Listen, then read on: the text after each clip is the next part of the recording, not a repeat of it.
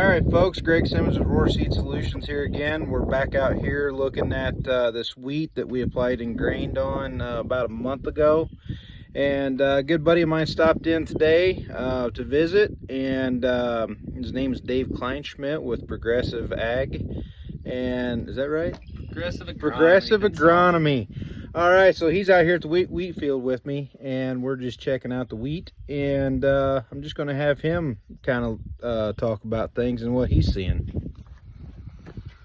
Yeah, so what I've noticed here as we were walking across here, obviously, was a lot bigger plant, a lot more coverage. When you look down, you didn't see, in between the rows, you couldn't just see the ground as much. But when we got over here, pulled some plants up, and we're comparing them side by side, obviously, I'll save that one for another time here. Just to compare the difference in plant height, pretty incredible, the difference here in the height of the plant and everything. So we were just kind of looking at the head development, where the head was, and the treated versus the untreated. And on the treated side, we had more heads being pushed up out, or they're really close to being pushed out. On the untreated side, it's going to be delayed, a little bit more, few days out compared to the treated side. The other thing we noticed is we were kind of talking about when this was applied and looking at, the difference in the leaf growth with this. The stem, it's really hard to see here, but you can definitely tell that there's a difference in the stem diameter of the straw. But we started to really get some stem elongation going on up through here as well, like we talked about out in the field, and Greg talked about before. Once we start moving up this stem and we start looking at the leaves, starting from about this stage up, these leaves start to get much wider, much longer, and check out the difference between the flag leaves here. If I can get the wind to cooperate. Check these flag leaves out. So what do you think is going to happen there, Dave? Yeah, well, obviously we're collecting a lot more solar energy. We're increasing photosynthesis here. So we're pushing a lot more of that energy into the plant, feeding a lot more nutrients into that head development. Also, the more that we can increase photosynthesis, more root exudation that we get. The more root exudation that we get, the more nutrients that we get from the soil as well.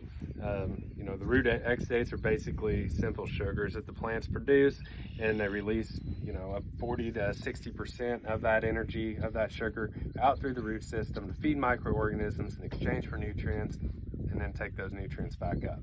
So the more of these solar panels that we have out here capturing sunlight, the more of the root exudation that we'll have, the more of the nutrient uptake that we can achieve with that as well.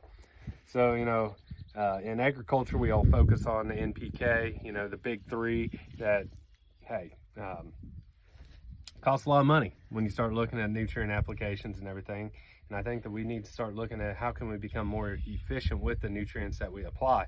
And so when we're looking at it, if we can utilize these macro or the micronutrients and the secondary nutrients that regulate the uptake of the macronutrients, the NPK, we could efficiently maybe get by with less fertilizer of the big three that we spend a lot of money on, put more emphasis on those micronutrients during certain development stages of a plant, whether it's wheat, corn, soybeans, milo, sunflowers, cotton, tobacco, whatever.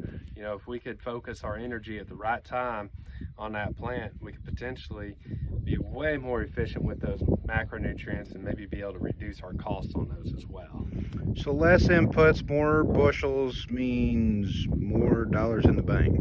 Absolutely. The other thing we got to think about is most of our disease pressure that we fight are due to a lack of nutrients in that plant.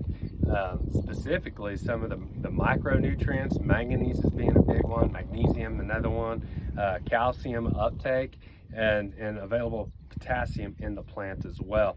And so, and if we have too much nitrates, those can cause a problem as well.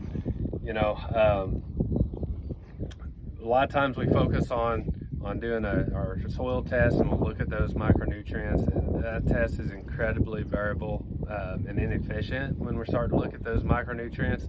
So foliar feeding those can help to change a lot of those that could be in the oxidative form in the soil that the plants can't take up. We're foliar feeding with the right forms of nutrients, with the right chelate to get it in the plant to help with photosynthesis, help with that nutrient conversion in that plant.